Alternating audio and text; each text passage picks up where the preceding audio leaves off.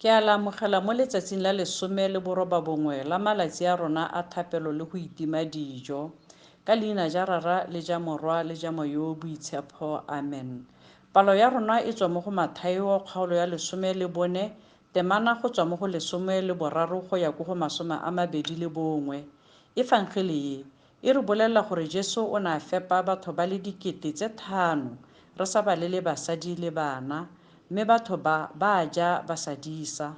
Potso ke gore mo lefatsheng le la rona la thoko dijo le le thoko ka kakaretso le le tseneletseng, a go a kgonagala gore batho botlhe ba je ba kgotsofale? Bana ba Modimo, re rapelela phunyeletso mo go tsa itsholelo le tsa itshetso.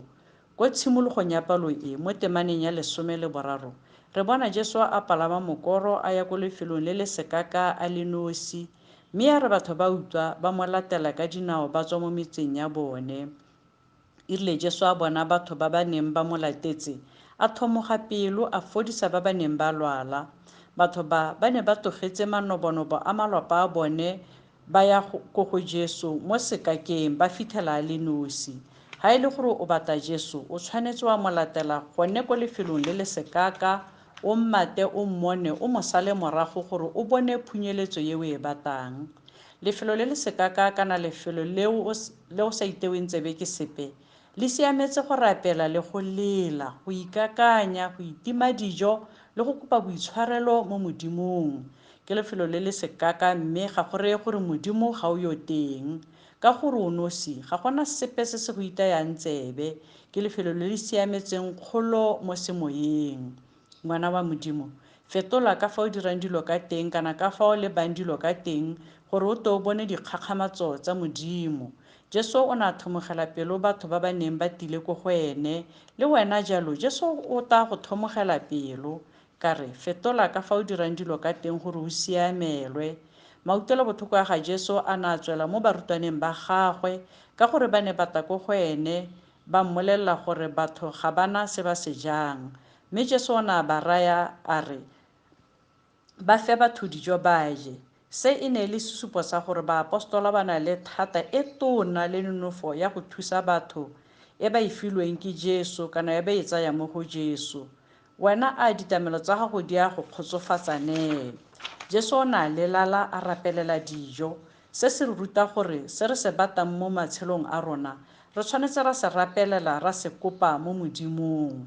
Ngwana wa Modimo, nna mo lefelong leo le le sekaka la thapelo go fitlhelela o bona dikgakgamatso kana dikarabo tsotlhe tsa tse o se rapelelang. Jesu o ne a neela baapostola dijo gore ba fe batho, mme dikgakgamatso le metholo tsa diragala mo ponong ya bone le mo matsogong a bone. Se le sekao sa thata le nonofo e Jesu a neng a ba e neela jaaka e ne le baapostola ba gagwe. Le wena jalo o neilwe thata le nonofo jaaka o le moapostola wa Modimo. Dikgakgamatso tsa go fepa batho ka nako ya tsa tala di kile tsa diragala ka nako ya ga Elia le mosadi wa motholagadi wa ko Sarafate mo go dikgosi wa ntlha, le ka nako ya ga Elijah mo go dikgosi wa bobedi, ha Elijah a neng a fepa baporofeta ba Modimo ba feta 100 ka maratlho a le 20. Ngwana wa Modimo, se se ka go diragala mo botshelong jwa gago hela ga o ka lebelela mo Modimong wa mo emela.